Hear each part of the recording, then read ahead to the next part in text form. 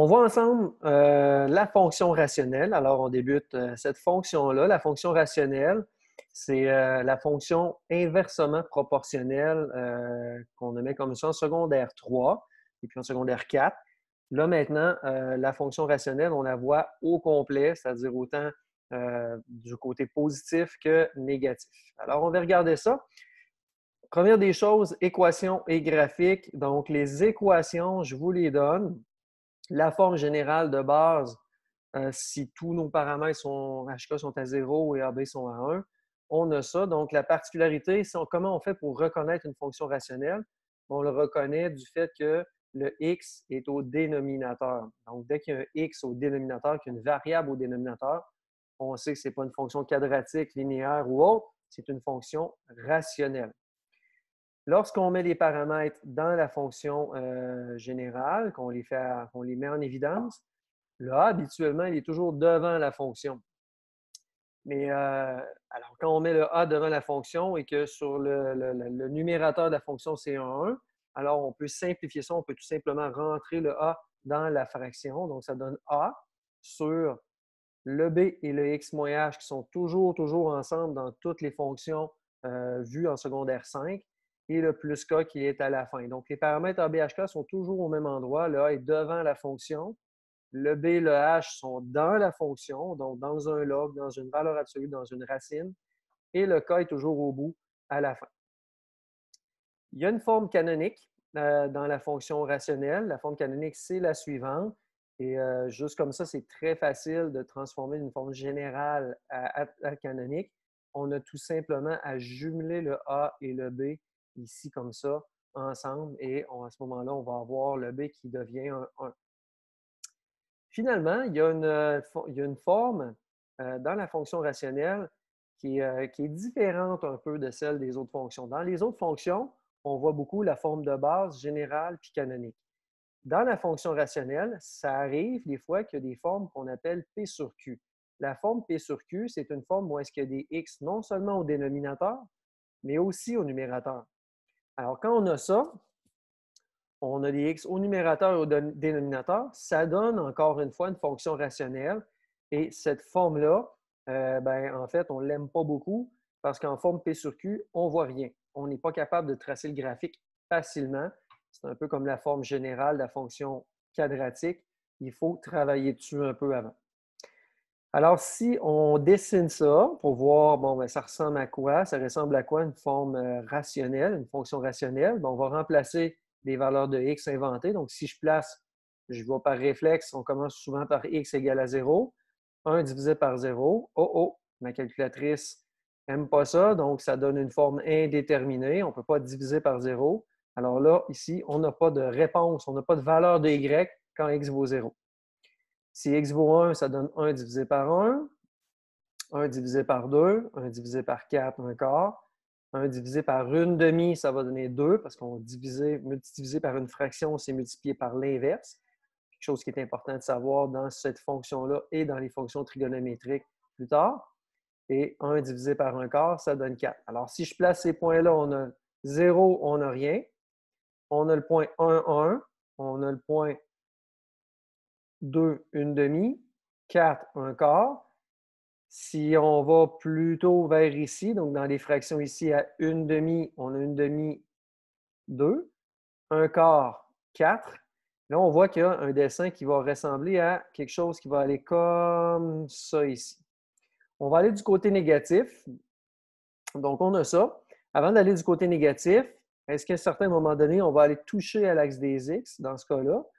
C'est impossible parce que peu importe ce qu'on va mettre ici, jamais qu'on va arriver à un Y qui va être égal à 0. Même si je mets un trilliard ici, 1 divisé par un trilliard, ça va donner une valeur très, très petite de 0, de Y, pardon, mais jamais 0. Alors, ça, on va toujours, si on zoomait à chaque fois la partie qui est là, on s'apercevrait qu'on est toujours en train de descendre près de la valeur, près de l'axe des X, sans jamais y toucher.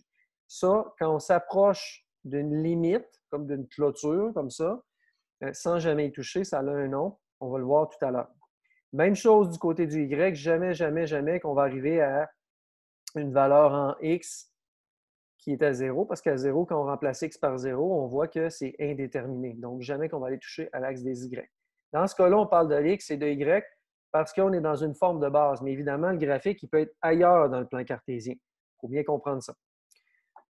OK. À ce moment-là, du côté négatif, ça, c'est la fonction inversement proportionnelle qu'on a vue en secondaire 3. Maintenant, du côté négatif, est-ce qu'il y a quelque chose? Est-ce qu'on peut diviser par un négatif? Bien sûr. Alors, si je remplace par moins 1, j'ai 1 divisé par moins 1, moins 1. 1 divisé par moins 2, moins 4. Donc, on a des valeurs, il n'y a aucun problème. Même chose avec des fractions négatives. Et on a ça. Et si on dessine ces points-là, ça va donner quelque chose comme ça. Donc, une courbe qui vient faire ça. Donc là, on a un graphique au complet de la fonction rationnelle. Et oui, les élèves, il faut se surprendre. Il y a comme deux branches à ce graphique-là qui ne se touchent pas. Effectivement, la fonction rationnelle, il y a deux branches séparées qui ne se touchent pas, puis qui sont, ils sont ici symétriques. Symétriques, si on avait une droite, un miroir qui était placé de cette façon-là, ben, puis on fait faire une réflexion de lui sur lui et lui sur lui, donc on a quelque chose de symétrique. Donc là, je vous présente la fonction rationnelle quand tous les paramètres sont positifs et que le HK est à 0, 0. Évidemment, si on a, ça c'est le HK qui est à 0, 0. Le HK ici, parlons-en un petit peu, il n'y a pas de sommet. On voit que ça va jusqu'à l'infini de ce côté-là, l'infini vers le haut, l'infini par là, l'infini par en bas.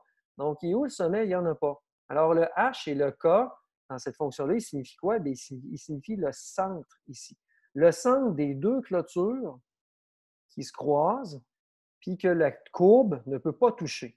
Donc, les deux clôtures qui ne se touchent pas, qui se touchent, c'est dans le croisement des deux clôtures qui se touchent, pardon. Le centre, c'est le centre, ça devient le HK. Il y a toujours un HK dans les fonctions. Des fois, c'est un sommet. Parfois, c'est un centre quand il n'y a pas de sommet. Dans ce cas-là, c'est un centre. Alors, petit point aussi, qu'est-ce qui va se passer? Je vais aller chercher des outils. Qu'est-ce qui va se passer si, par exemple, on avait un A négatif? Bien, le A négatif, on sait ce que ça fait. Le A, il fait faire une réflexion verticale à notre courbe. Donc, cette branche-là en haut va aller en bas. On va passer du cadran 1 au cadran 4. Et cette branche-là va aller en haut. Donc, on va avoir un graphique qui va être ici et là. Donc, à deux endroits différents. Qu'est-ce qui va se passer, par contre, si on a un B négatif, donc si on avait un moins au dénominateur, le B était négatif, bien, à ce moment-là, ce qu'on aurait, c'est qu'on aurait un graphique qui va faire une réflexion horizontale. Donc, la branche de droite va aller sur la partie de gauche et la branche ici va aller sur la partie de droite. Donc, on va avoir encore un graphique qui va être ici et là exactement comme lorsque le A était négatif. C'est normal. Parce que si on prend juste une fraction, une demi, qu'on dise moins 1 sur 2 ou 1 sur moins 2, donc que le moins soit en haut ou en bas, notre calculatrice va toujours donner le même nombre. Ça va donner 0, moins 0,5. Donc, si ça donne le même nombre, ça veut dire que ça donne le même graphique aussi. Donc, c'est pour ça que dans les deux options, on a ça. Puis, qu'est-ce qui va se passer? Si les deux sont négatifs, qu'est-ce qui se passe quand le numérateur est négatif et le dénominateur est négatif? Ils s'éliminent et la fraction devient positive. Donc, si la fraction devient positive, on retourne au graphique qu'on a présentement ici, identique. Puis pourquoi? Bien, pourtant, on a fait des réflexions, mais si on fait deux réflexions, si on envoie cette branche-là là, on va travailler avec les flèches. Donc, si on fait faire une réflexion comme ça, donc là, on a un graphique qui est ici et là. Lui aussi, il a fait une réflexion. Puis qu'après ça, bien, on va faire une réflexion comme ça et comme ça. Là, il y a peut-être beaucoup de flèches, mais vous allez voir que ça va donner exactement la même chose. Faites le travail de chez vous mentalement ou sur une feuille de papier. Vous allez voir qu'on obtient ça. Donc, c'est ça que ça signifie. Donc, je vous montre rapidement, là, parce qu'il y a beaucoup de graphiques rapidement, qu'est-ce que ça fait réellement. Si vous voulez vous en convaincre, on a fait le travail ici avec une vraie table de valeurs. Donc, on a travaillé avec un A négatif, puis en faisant un A négatif, on obtient ça ici. Donc, c'est le même graphique que tout à l'heure, celui-là ici, sauf qu'on a fait faire une réflexion verticale et que ça donne ça. Ensuite de ça, si le B négatif, on va obtenir encore là la même chose, sauf que là, la réflexion n'aura pas été verticale, elle va avoir été horizontale, sauf qu'on obtient le même résultat, évidemment, pour les raisons mentionnées tout à l'heure. Si on a quelque chose de plus complexe, puis qu'on fait une table de valeur avec ça, donc je vous épargne les détails là, de ces nombres-là, vous pourrez les calculer à la maison. Donc, ça donne un graphique comme ça. Si on veut dessiner un graphique, la première chose que je vous recommande de faire, je vais reculer un petit peu, c'est de tracer le sommet. Généralement, c'est ça qu'on fait tout le temps. Là, ici, il n'y a pas de sommet, c'est un centre. Donc, on va placer le centre. Donc, on place le centre à 1, 3, ici, et on va aller tracer nos clôtures. Ces clôtures-là, c'est des clôtures que la fonction va venir frôler, okay? Donc vraiment, vraiment frôler de très près, sans jamais y toucher. En mathématiques, ces clôtures-là, ça a un vrai nom, ça ne s'appelle pas des clôtures, ça s'appelle des asymptotes. Alors, on va voir tout à l'heure comment ça s'écrit, mais c'est des asymptotes, c'est ça le nom des droites.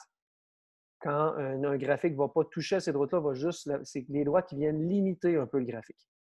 Alors, ce qu'on a, on a un A négatif et un B négatif, donc on vient au point de départ quand les droites sont en diagonale de cette façon-là et on obtient un graphique qui est comme ça.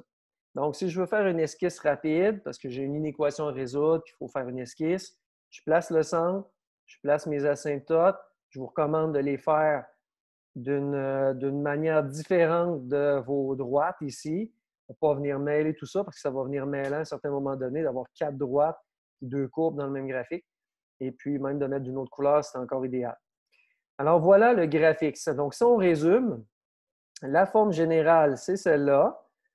Le HK, ce n'est pas un sommet, c'est un centre. Il y a des asymptotes dans une fonction rationnelle. Donc, les asymptotes, les équations des asymptotes, ici, celle-là, elle traverse l'axe des x, donc on va commencer par dire que c'est x égale. Ça veut dire que c'est x égale à quoi? Bien, elle va passer par le paramètre h du centre. Et puis celle-là, elle traverse l'axe des y, donc on va l'appeler y égale, puis elle traverse le paramètre k. Donc, x égale à h, y égale à k. Et voilà comment on écrit le mot asymptote avec un y. Et c'est ça, les équations des asymptotes.